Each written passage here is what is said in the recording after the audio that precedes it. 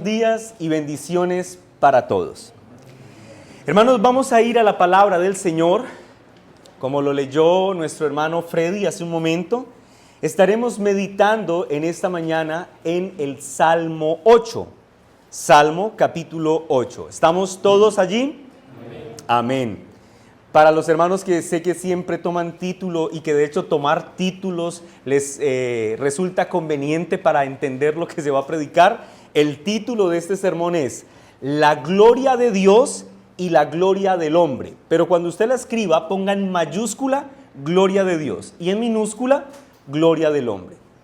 Ya van entendiendo para dónde va el sermón, ¿cierto? Bendito sea Dios. La gloria de Dios y la gloria del hombre, Salmo capítulo 8, versículo 1 en adelante. Versículo 0 en adelante. Leamos la palabra del Señor. Al músico principal sobre Gitit, Salmo de David.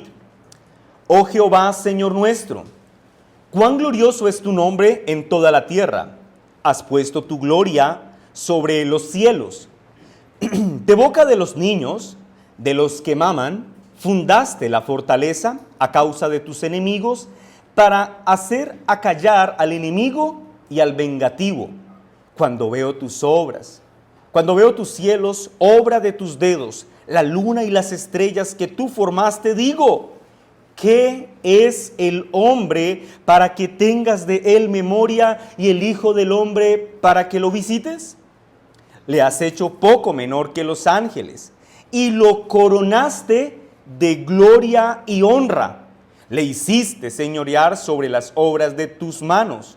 Todo lo pusiste debajo de sus pies, ovejas y bueyes, todo ello, y asimismo las bestias del campo, las aves de los cielos y los peces del mar, todo cuanto pasa por los senderos del mar. Oh Jehová, Señor nuestro, cuán grande es tu nombre en toda la tierra. Amén. Este asombroso salmo que acabamos de leer es bellísimo, ¿verdad?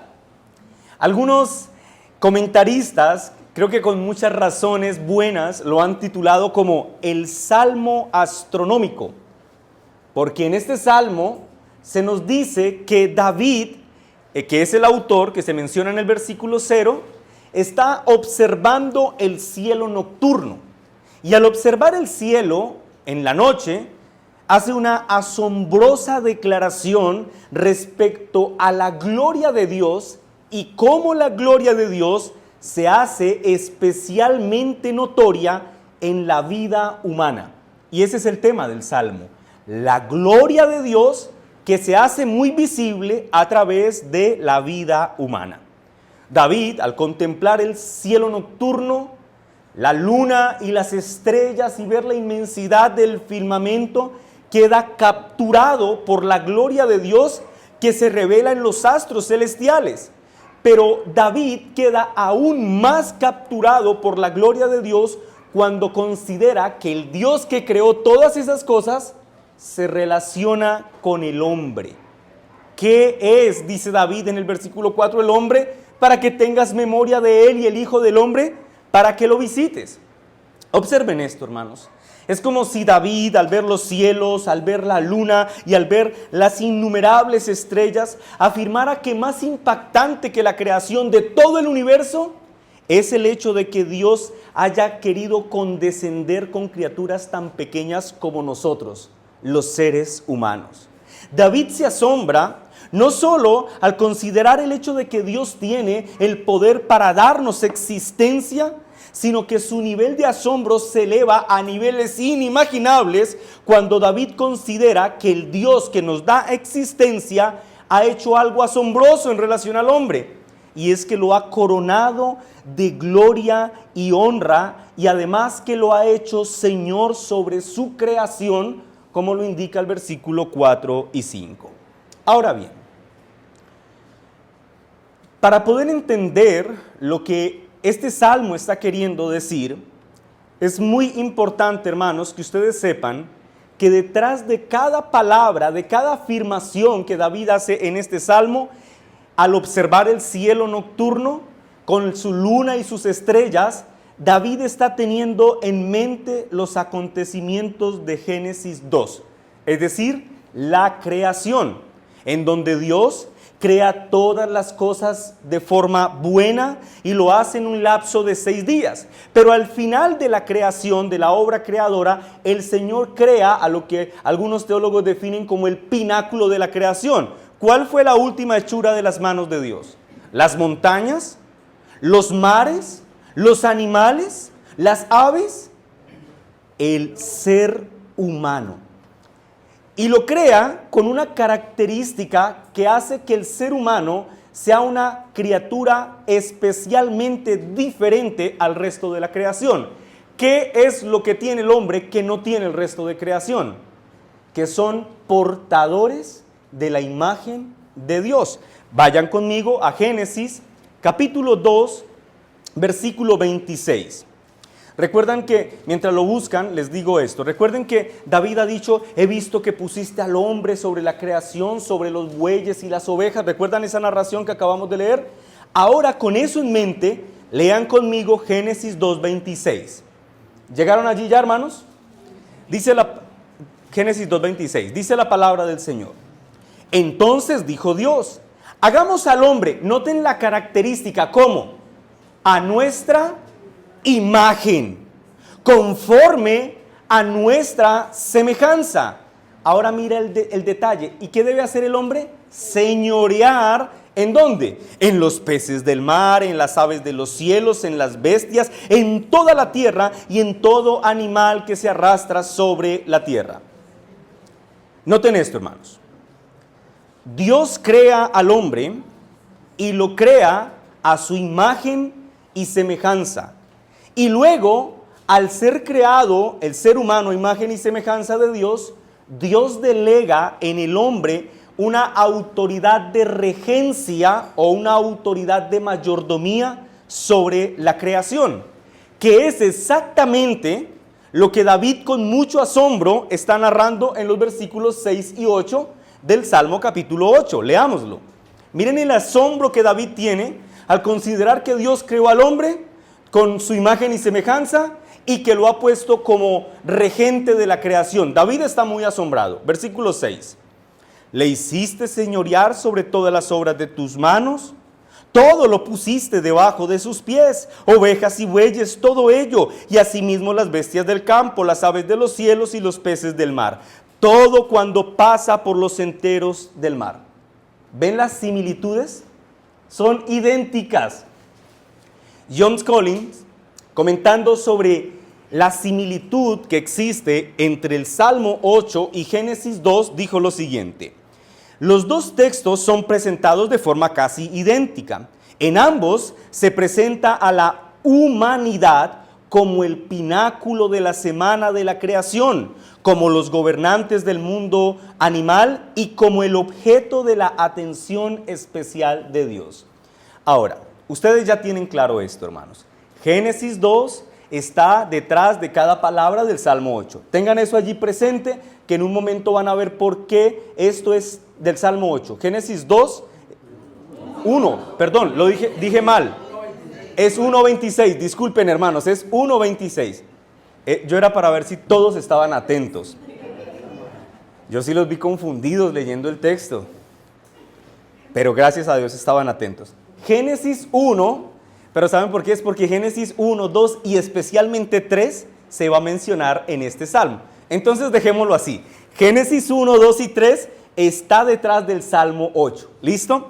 Y ahorita en un momento ustedes van a entender por qué es tan importante saber que los eventos de la creación están detrás del Salmo 8. Ahora bien, hace un momento yo dije que el tema de este salmo tiene que ver con la gloria de Dios que se hace especialmente notoria en la creación de aquellos seres que son portadores de su imagen y semejanza, es decir, los hombres. Ahora, entender que este es el tema del salmo, mis hermanos, requiere que nosotros entendamos la estructura gramatical del salmo y en general de todos los salmos. Y yo, por favor, quiero pedirles que ustedes presten mucha atención a esto para que ustedes entiendan por qué este salmo se va a explicar en 2 puntos y por qué deben ser leídos los salmos de esta forma. todos los salmos, todos, tienen lo que en gramática se conoce como una estructura quiástica. Una estructura quiástica. Las estructuras quiásticas o los quiasmos son formas literarias que se utilizan para resaltar un punto central de un texto. Por ejemplo, James Hamilton define los quiasmos de la siguiente forma. Él dice, son una estructura literaria en la que las ideas se presentan y luego se repiten en un orden inverso, de modo que los elementos más exteriores enmarcan a los elementos más interiores, dirigiendo la atención hacia el centro del pasaje como su punto teológico que explica los puntos externos. ¿Entendieron? Es un poco denso, pero lo voy a explicar con mis manos. Los quiasmos, los salmos están escritos en formas de quiasmos. De hecho, cuando ustedes leen los 150 salmos, ellos mismos conforman un solo quiasmo.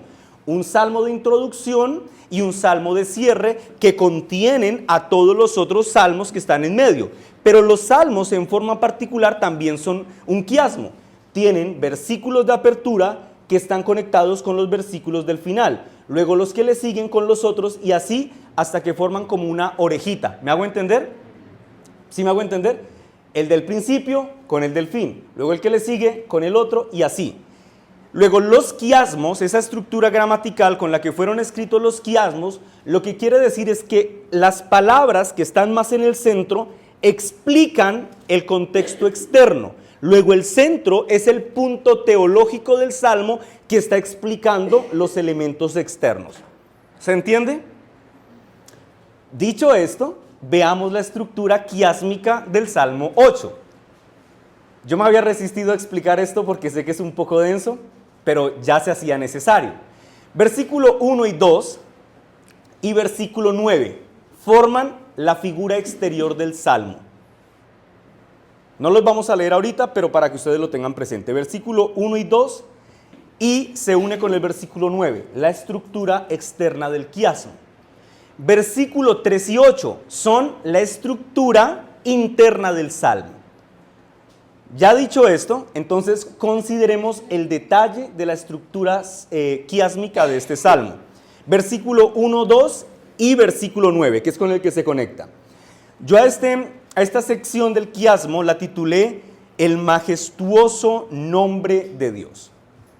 El majestuoso nombre de Dios. Leamos el versículo 1 y 2 y luego el 9. Dice, oh Jehová, Señor nuestro, cuán glorioso es tu nombre en toda la tierra. Has puesto tu gloria sobre los cielos. De la boca de los niños de los que maman fundaste la fortaleza a causa de tus enemigos para hacer callar al enemigo y al vengativo. Mira el versículo 9. Oh Jehová, Señor nuestro, ¿qué dice otra vez? Cuán grande es tu nombre en toda la tierra. ¿Ven lo idéntico del mensaje? Muy bien. David inicia el Salmo 8 haciendo una expresión, en esta expresión quiásmica, dando una expresión de asombro. Y él porque está asombrado, porque él ha contemplado la creación y al considerar que Dios ama al ser humano, él está absolutamente atónito. Es como si David, al considerar el amor que Dios tiene por la humanidad, no tuviese palabras para expresar lo asombrado que se encuentra. David dice, Jehová es nuestro Señor. Una forma de recordarnos que de quien va a hablar es aquel que ejerce gobierno sobre toda la creación. Y sobre aquel que ejerce gobierno sobre toda la creación, David dice en el versículo 1 y 9, cuán glorioso es tu nombre en toda la tierra. Ahora bien, la expresión nombre que utiliza David aquí no tiene el propósito de comunicarnos la idea de un nombre de Dios, como de el nombre por el que debamos referirnos a Él. La expresión nombre es más bien una referencia a las propiedades y obras por las que Dios se comunica con la creación. Me explico. Es como si David quisiera que entendiéramos que la tierra, que el universo entero está lleno de la maravillosa gloria de su creador. Es decir, que el universo entero da testimonio de quien le creó, que aún los lugares más remotos del universo darían testimonio del asombroso poder de aquel que los creó. Spurgeon, como es característico de su escritura de forma poética, comenta este texto. Él dice: desciende si quieres a las mayores profundidades del océano, donde duerme el agua imperturbable y la misma arena inmóvil, y en quietud perenne proclaman que el Señor está allí, revelando su excelencia en el palacio del silencioso mar. Pide prestadas las alas de la mañana y recorre los confines más distantes del mar. Dios está allí. Luego, volviendo a nuestro texto, David hace una declaración que es un tanto misteriosa. David, después de hablar de la gloria de Dios que está en todo el universo, dice que de la boca de los niños se hará notoria la gloria de Dios en la tierra. Versículo 2. De la boca de los niños y de los que maman, fundaste la fortaleza. Una forma de referirse a los bebés. Fundaste la fortaleza. ¿Qué quiere decir esto? Bueno, una lectura inicial significaría que a través de la boca de aquellos que aún no hablan y que son poco impresionantes por su fortaleza física, a través de ellos Dios revela su majestad a su pueblo y atribuye fuerza para la adoración a su iglesia. Pero ahora bien, noten un detalle muy especial que tiene este texto. David dice que estos niños proclamarán la gloria de Dios con un propósito. Dice, a causa de tus enemigos, plural, para hacer callar al que enemigo, singular, y al vengativo, nuevamente, singular. Observen esto, lo que David está diciendo es lo siguiente: que el testimonio de los infantes terminará por callar la boca de un enemigo que es vengativo, uno en particular. Se destaca entonces que el testimonio de los infantes cerraría la boca de ese enemigo en particular del cual David está hablando. Y recuerden esto, Génesis capítulo 1, 2 y 3 está detrás de la narración o la escritura del Salmo 8. Así que cuando David hace referencia al infante que callará la boca del enemigo, David está utilizando más que una expresión poética para decir que los más débiles avergonzarán la fuerza de los fuertes en el mundo. En realidad, en su contexto más amplio y propiamente aplicado, David está anunciando un principio de victoria por medio de un infante que ya se había anunciado en Génesis capítulo 3, versículo 15. Y ustedes probablemente se lo sepan de memoria, pero si no, vayan al texto. Génesis 3:15. El hombre ha pecado en contra del Señor y Dios está trayendo su juicio. Y aquí está juzgando a la serpiente y le dice a Satanás: y pondré enemistad entre ti y la mujer, entre tu simiente y la simiente suya, es decir, la simiente de la mujer. Mira lo que hará la simiente de la mujer. Esta te herirá en la cabeza y tú le herirás en el calcañar. ¿Qué está diciéndonos el texto? Que Dios, en su eterno plan de redención, estableció que por medio de un bebecito que nacería de una mujer, se establecería la victoria sobre Satanás, sobre aquel enemigo particular y vengativo de la iglesia de Cristo. Satanás, mis hermanos, es el enemigo original o primario del reino de Cristo. Y lo que Dios está prometiendo en este texto es que en medio de la fragilidad humana, Dios va a traer al mundo a un pequeño bebé, quien sería en sí mismo Dios y hombre, y que tendría el poder para pisar la cabeza de la serpiente y derrotarla definitivamente.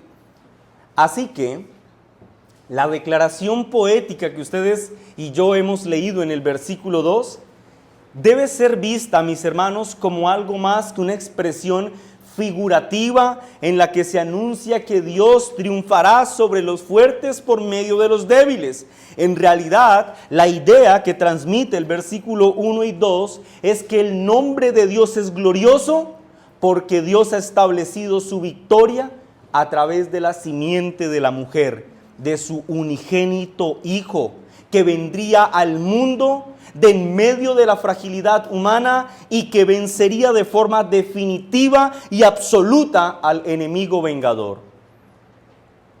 Ahora, vale la pena destacar que la razón por la que David finaliza el Salmo como lo empieza es porque el sentimiento de asombro que conmovió a David al observar el cielo y empezar a escribir el Salmo estuvo imperturbable en su corazón durante todo el tiempo de oración. Porque recuerden que los salmos son oraciones que David escribió y que luego se entregaron para que fueran musicalizadas y la congregación las cantara. David inicia hablando de la gloria de Dios que se revela a través de un infante que vencería a la serpiente y finaliza de la misma forma porque ese sentimiento de asombro respecto a la gloria de Dios se mantuvo todo el tiempo de la oración de David. Así que ahí tenemos el primer punto del quiasmo. Segundo punto, versículos 3 al 8, que es donde pasaremos un poco más de tiempo. Versículo 3 al 8. Yo lo titulé de la siguiente forma: el lugar del hombre en el orden de la creación. El lugar del hombre en el orden de la creación. Leamos el versículo 3 en adelante. Cuando veo tus cielos, obra de tus dedos, la luna y las estrellas que tú formaste, digo, ¿qué es el hombre para que tengas de él memoria y el hijo del hombre para que lo visites? Le has hecho poco menor que los ángeles y lo coronaste de gloria y honra. Le hiciste señorear sobre las obras de tu mano, todo lo pusiste debajo de sus pies, ovejas y bueyes, todo ello, y asimismo las bestias del campo, las aves de los cielos y los peces del mar, todo cuanto pasa por los senderos del mar. Amén. Como se ha dicho, hermanos, ¿cuál es el tema central del Salmo? La majestuosa gloria de Dios. Pero también se advirtió que esa majestuosa gloria de Dios se hace especialmente notoria en aquellos que Dios creó a su imagen y semejanza, es decir, en la raza humana. Y eso es justo lo que acabamos de leer en estos 6 versículos. Pero ahora yo quiero que ustedes noten lo siguiente. Los 6 versículos que leímos se dividen en 2 partes, tienen una división interna. La primera parte está compuesta por el versículo 3 y 4, en donde se nos habla de el asombro que David tiene porque Dios se interese por los hombres. Luego la segunda parte son los versículos 5 al 8, en donde David está muy asombrado porque Dios le haya dado dominio al hombre sobre la creación. Así que veamos estas 2 cosas. El asombro que David tiene porque Dios se interese por la raza humana. Y en segundo lugar veamos el asombro que David tiene porque Dios haya hecho que el hombre tenga dominio sobre la creación. Leamos el versículo 3 y 4. El asombro de David por que Dios se preocupe por el ser humano. Dice el versículo 3. Cuando veo los cielos, obra de tus dedos, la luna y las estrellas que tú formaste, digo. Mira la pregunta que David se hace. Al considerar que Dios ha creado el universo y considerar su poder para crearlo, David pregunta, ¿qué es el hombre para que tengas de él memoria y el hijo del hombre para que lo visites?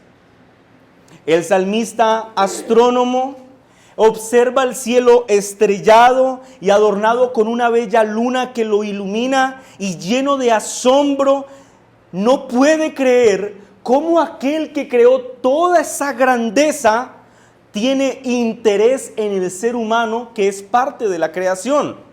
David se pregunta, ¿qué es el hombre para que tengas memoria de él? Una traducción textual de este texto podría leerse así: ¿qué es el hombre para que tú quieras prestarle atención o para que quieras preocuparte por él.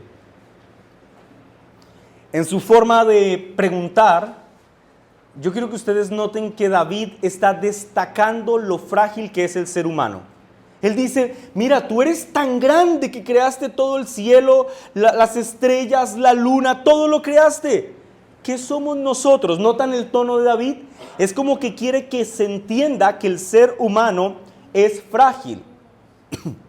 Tan frágil que todos nosotros descenderemos un día a la tumba. Que nuestros cuerpos, sí, el cuerpo de todos nosotros, un día no será más que alimento para los gusanos. Así de frágil es la vida humana. Un texto que a mí me gusta particularmente leer cuando quiero recordar la fragilidad de la vida humana, y les invito a que me acompañen a él, es Isaías capítulo 40, versículos 6 al 8. Isaías 40, versículos 6 al 8.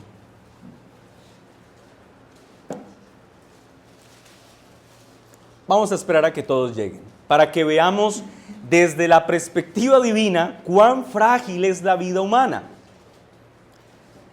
Ya llegamos, Isaías 40, versículo 6 en adelante. Dice la palabra del Señor. Voz que decía, da voces, y yo respondí. ¿Qué tengo que decir a voces? ¿Qué tenía que decir a voces? Que toda carne es hierba, y toda su gloria como flor del campo. Ahora mira el detalle. La hierba se seca, y la flor se marchita. ¿Por qué? Porque el viento de Jehová sopló en ella. Ciertamente como hierba es el pueblo. Se secase la hierba, marchitase la flor, mas la palabra de Dios permanece para siempre. Así de frágil es la vida humana, como la hierba o como la flor que cuando sale el sol se marchita. Pero sin embargo, a pesar de toda esa fragilidad, David dice que a pesar de nuestro conocimiento limitado y de nuestras numerosas necesidades, aún a pesar de todo eso, Dios es condescendiente con nosotros y cuida de nosotros. Y es importante que ustedes entiendan esto, hermanos. En un sentido general, las palabras de misericordia que se leen en este texto en relación a un Dios que condesciende con el ser humano deben aplicarse a toda la raza humana, sí, a creyentes e incrédulos. ¿Por qué? Porque según lo leímos en Génesis capítulo 1, Dios creó a todo hombre a su imagen y semejanza. Y aunque la entrada del pecado corrompió la imagen y semejanza de Dios en Adán, no significa que la haya exterminado completamente. Así que en palabras simples, todo ser humano sobre la tierra, hermanos, todo ser humano sobre la tierra es un portador de la imagen de Dios, aunque sea en un sentido muy minimizada por causa del pecado en el hombre. Thomas Watson, en un libro, hermanos, que recomiendo si lo pueden leer, léanlo, que se llama, en español sería como El cuerpo divino de la divinidad, que habla sobre el hombre, quién es el hombre delante de Dios, escribió lo siguiente. Él dijo, Dios hizo al hombre como una pequeña imagen de sí mismo, una criatura en quien brilla el conocimiento, la justicia y la santidad. De todas las criaturas, solo el hombre fue hecho para glorificar a Dios conscientemente. Sin lugar a dudas, mis hermanos, es maravilloso y sumamente consolador saber que Dios piensa en los seres humanos y que los recuerda continuamente por causa de que ellos fueron hechos a su imagen y semejanza. Y alguno podría preguntarse, pastor, ¿realmente eso tiene sentido para mí? Una criatura tan despreciable, tan vil y tan pecadora como yo, ¿puede ser beneficiaria de tanto favor donde Dios muestre su misericordia hacia mí? Permíteme decirte que sí, pero permíteme responderte con las palabras de Dios mismo para que veas la condescendencia de Dios con el hombre. Ezequiel capítulo 16. Vayamos todos allí, hermanos. Ezequiel 16, versículo 1 en adelante. Del 1 al 5. ¿Estamos listos? Dice la palabra del Señor. Vino a mí palabra de Jehová diciendo: Hijo de hombre, notifica a Jerusalén sus abominaciones y di: así ha dicho Jehová el Señor sobre Jerusalén. Tu origen, tu nacimiento es de tierra de Canaán. Tu padre fue amorreo y tu madre Etea. Ahora mira lo que dice el versículo 4. Y en cuanto a tu nacimiento, el día que naciste, no fue cortado tu ombligo, ni fuiste lavada con aguas para limpiarte, ni salada con sal, ni fuiste envuelta con fajas. No hubo ojo que se compadeciese de ti para hacerte algo de esto, teniendo de ti misericordia, sino que fuiste arrojada sobre la faz del campo con menosprecio de tu vida con menosprecio de tu vida el día que naciste. Versículo 6. Y yo pasé junto a ti y te vi sucia en tus sangres. Y cuando estabas en tus sangres te dije: vive. Te dije cuando estabas en tus sangres: vive. Y yo entiendo, hermanos, que la aplicación exegética del texto tiene una práctica muy especial para el juicio que el Señor estaba trayendo sobre Jerusalén. Sin embargo, en un sentido amplio, vemos que el texto hace una descripción maravillosa de la condescendencia que Dios tiene con el hombre, el cual aquí es comparado con un niño de orígenes despreciables, que fue abandonado el día de su nacimiento y que fue tirado en el suelo lleno de sangre y de suciedad, que no hubo para él ni siquiera una sábana ni nadie que se compadeciese de su vulnerabilidad. Así somos nosotros, criaturas lastimosas delante de Dios, quien cuando pasó al lado de nosotros y nos vio ahogándonos en nuestra propia sangre, dijo: vive. Aquí se termina la primera sección. El asombro que David tiene frente al hecho de que Dios quiera relacionarse con seres tan frágiles como nosotros. La segunda sección, versículos 5 al 8, dice así: le has hecho poco menor que los ángeles. Salmo 8, versículo 5. Le has hecho poco menor que los ángeles, y lo coronaste de gloria y honra. Le hiciste señorear sobre las obras de tus manos. Todo lo pusiste debajo de sus pies, ovejas y bueyes, todo ello. Y asimismo las bestias del campo, las aves de los cielos y los peces del mar, todo cuanto pasa por los senderos del mar. David ahora, miren cómo David va de maravilla y de asombro en asombro. Ahora David se presenta a sí mismo como un hombre que está muy asombrado, porque no solo Dios se preocupa por el hombre, sin que el hombre lo merezca y siendo tan frágil, sino que además a ese hombre frágil Dios lo puso como Señor sobre la creación. Eso es impresionante, mis hermanos. Pero antes de mencionar cómo es esto de que Él le dio mayordomía sobre la creación, yo quiero que ustedes observen esto. David dice que a ese hombre que el Señor le da dominio sobre la creación, lo hizo un poco inferior ¿a quién? A los ángeles. O sea, está diciendo que en términos de dignidad, si se quiere, el hombre está un grado por debajo de ellos, pero no mucho. David advierte que es solo un poco.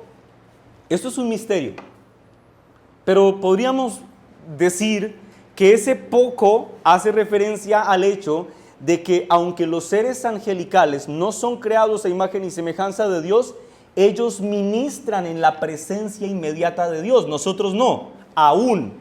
Pero cuando Cristo regrese por segunda vez y su iglesia sea glorificada, en aquel día ministraremos en la presencia inmediata de Dios. Ahora bien, de los hombres, nuestro texto dice que Dios los coronó con gloria y con honra para que señorearan sobre las obras de la creación. Es decir, Dios crea al hombre a su imagen y semejanza, coronándolo de gloria y honra, para presentarlo a la creación como su representante real.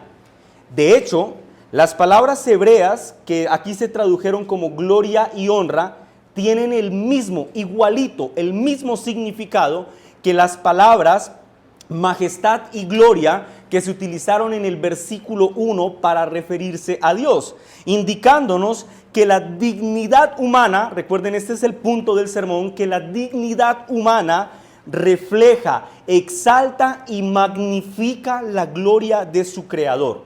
No que el hombre sea igual en dignidad y honra a Dios, pero lo que está diciendo David es que la existencia de la raza humana, tú, mi hermano, niños, ustedes, su vida testifica de la grandeza de un asombroso creador.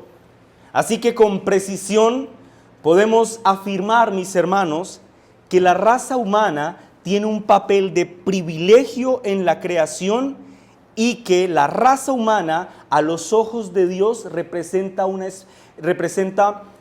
o juega un papel de especial importancia delante de Él. Es decir, la vida humana no es como la vida de un animal. Thomas Watson, en este mismo texto que ya les sugerí leer, El cuerpo divino de la divinidad, dice lo siguiente: Dios no hizo al hombre como las bestias.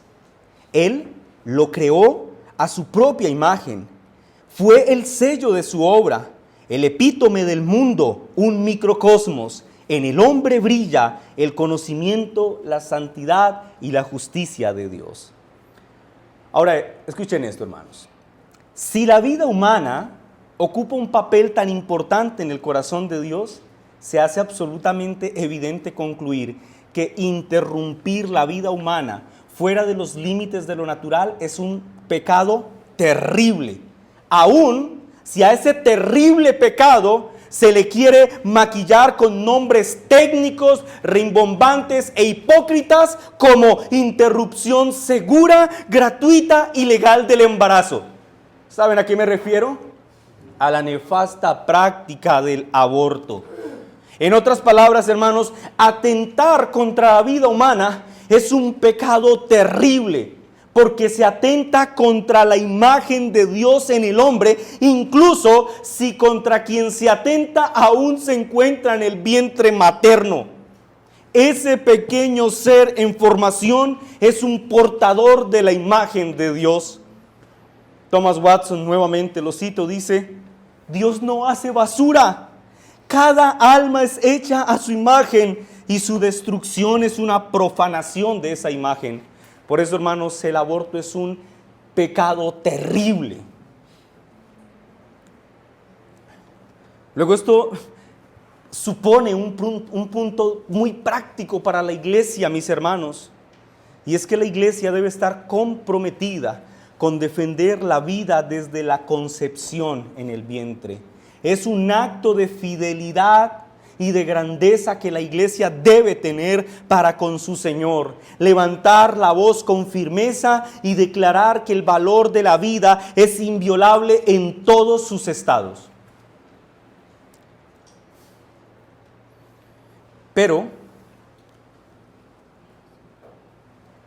hay un elemento adicional, mis hermanos, que se tiene que destacar sí o sí en la lectura del Salmo 8. Y es que, aunque el Salmo 8 encuentra su aplicación inmediata en la raza humana, como me he esforzado por enseñar en lo que llevo de sermón, sin embargo, en el Nuevo Testamento, cuando se cita en 4 oportunidades al Salmo 8, todas las veces que se cita, se aplica a Jesucristo. Yo quiero que ustedes vayan conmigo a Hebreos capítulo 2, versículos 6 al 9. Hebreos capítulo 2, versículos 6 al 9. Y quiero que observen cómo el texto del Salmo 8 se aplica a Cristo. Eso no quiere decir que todo lo que se ha expuesto en relación a la raza humana ya no tenga sentido. Esa es su lectura inicial. Pero ahora vamos a ver la aplicación neotestamentaria del texto y cómo este texto nos lleva a Cristo. Hebreos 2, versículos 6 al 9. Yo quiero que todos lleguen ahí. Ya casi dejan de sonar las hojas.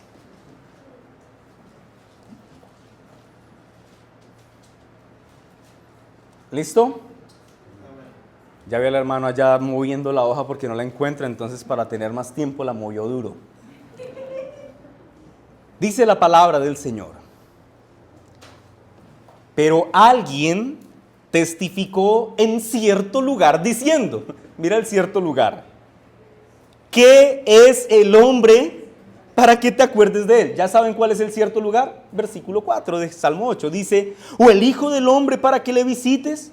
Le hiciste un poco menor que los ángeles, le coronaste de gloria y de honra y le pusiste sobre las obras de tus manos. Todo lo sujetaste bajo sus pies. Esto, mis hermanos, es un copiar y pegar. Dice, porque en cuanto le sujetó, aquí sí ya empieza la aplicación a Cristo, en cuanto le sujetó todas las cosas, nada dejó que no sea sujeto a él. Pero todavía no vemos que todas las cosas le sean sujetas. Versículo 9, pero vemos a aquel que fue hecho poco menor que los ángeles. ¿A quién? A Jesús. ¿Cómo? Coronado de gloria y honra a causa del padecimiento de la muerte, para que por la gracia de Dios, Él, Jesús, gustase la muerte por todos. Amén. Qué texto tan maravilloso. Al aplicarse en el Nuevo Testamento el Salmo 8 a Cristo, lo que se está demostrando, mis hermanos, es que Cristo Jesús es la revelación más plena de la gloria de Dios. Que Cristo, mis hermanos, en su estado de humillación, es la revelación más gloriosa del Padre, porque en Cristo se cumplen los perfectos y eternos planes de redención. Pero aquí viene una dificultad técnica en la lectura. Y es que el texto dice de Jesús que fue hecho un poco menor a los ángeles. ¿Y cómo entendemos eso? Bueno, mis hermanos, la respuesta cortita es esta. Que Jesús es descrito en Hebreos 2 como menor que los ángeles en términos de su humanidad. En términos de su naturaleza humana, Él es menor que los ángeles. Recuerden, Él es plenamente Dios y plenamente hombre. Yo, hermanos, no encontré una mejor forma de explicar lo que significa que Él sea menor que los ángeles que lo dice el teólogo John Hill, y por lo tanto voy a leer la explicación que él da de este texto. Él dice lo siguiente: aquel que moraba en lo alto y yacía en el seno del Padre descendió a las profundidades de la tierra. Se formó en el vientre de una virgen y al nacer fue depositado en un humilde pesebre y habitó y conversó con mortales pecadores sobre la tierra. Aquel que era el Señor de todo, de quien es la tierra y su plenitud, no tenía dónde reclinar su cabeza. Aquel cuya gloria era la del unigénito del Padre, se convirtió en un gusano y no era más que un hombre como cualquiera, que no tenía estima entre los otros hombres. Fue despreciado y rechazado por ellos y no tuvo buena reputación entre los hombres. Y aquel que era Señor de la vida y gloria fue crucificado y muerto, haciéndose obediente hasta la muerte y muerte de cruz. Tal es la naturaleza de la humillación de Cristo, dice Hill. En otras palabras, mis hermanos, en lo que respecta a su divinidad, Jesús es Dios igual que el Dios Padre y que el Dios Espíritu. Por lo tanto, no puede ser menor que los ángeles. Pero en lo que representa su humanidad, su estado de humillación, Cristo sí es menor que ellos. Y resulta, mis hermanos, glorioso y admirable considerar que el Salmo 8 considera a Cristo desde esta perspectiva como el que se humilla, el que se sujeta a la voluntad del Padre, haciéndose poco menor que los ángeles, y que hace todo esto por amor a los escogidos y con vista de la gloria del Padre que le envió. Lean conmigo la parte final del versículo, o leamos el versículo 9 de Hebreos 2. Pero vemos a aquel que fue hecho un poco menor que los ángeles, a Jesús, coronado de gloria y honra, a causa del padecimiento de la muerte, para que por la gracia de Dios gustase la muerte por todos. Es decir, Él se hizo poco menor que los ángeles para morir la muerte que tú no podías morir y con la cual no podías satisfacer la deuda que tenías con la justicia de Dios. En conclusión, la gloria de Dios, mis hermanos, se manifiesta en la creación, pero especialmente se hace notoria en la vida humana, pero especialmente se hace notoria y excelsa en la gloria del unigénito de Jesucristo, de quien toda la iglesia debe tomar ejemplo para forjar su carácter en semejanza de aquel que, siendo igual a Dios, no lo estimó como cosa a que aferrarse, sino que despojándose momentáneamente de esa gloria celestial, se hizo hombre como nosotros para morir por nuestros pecados y darnos el regalo de la vida eterna.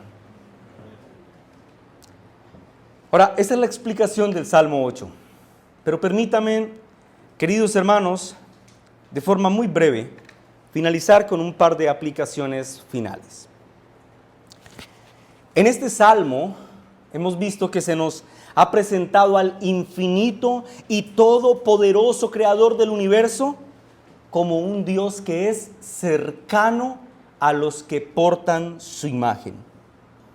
Ciertamente, iglesia amada, Dios es el creador del universo. Él es el creador de los cielos y de la tierra. Él es el que sostiene toda la vida y toda forma de vida en existencia. A eso en teología se le conoce como su trascendencia. Él está por encima de todas las cosas.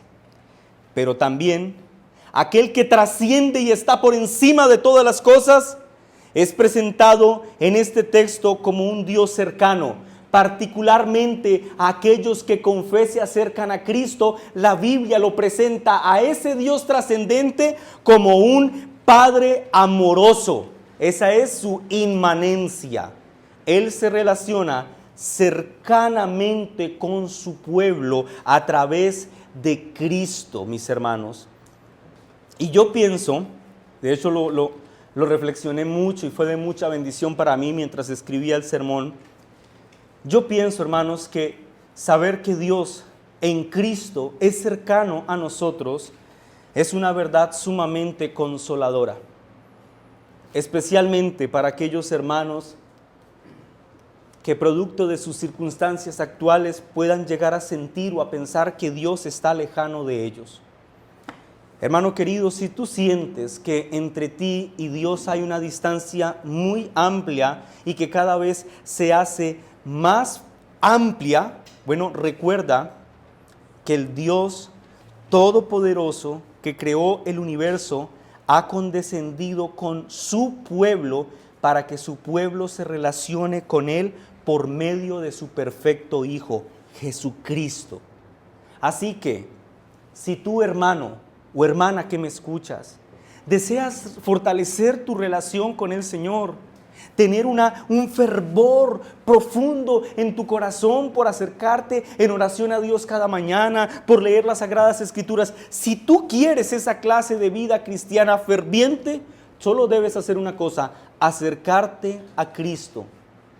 Aférrate a Cristo, al perfecto hombre que fue coronado de gloria y honra y que a causa de sus padecimientos que lo llevaron a morir, nos dio perdón de pecados. El texto que leímos de Hebreos 2:9 dice que Él gustó la muerte en tu lugar y en mi lugar para que tú y yo podamos ahora con plena confianza acercarnos con el Dios Padre, con quien el Dios Hijo nos ha reconciliado.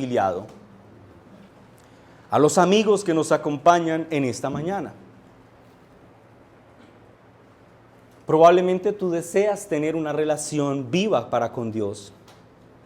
Pastor, ¿y cuál es la recomendación que usted me hace a mí para tener esa clase de relación viva con Dios? La misma que se le hizo al cristiano.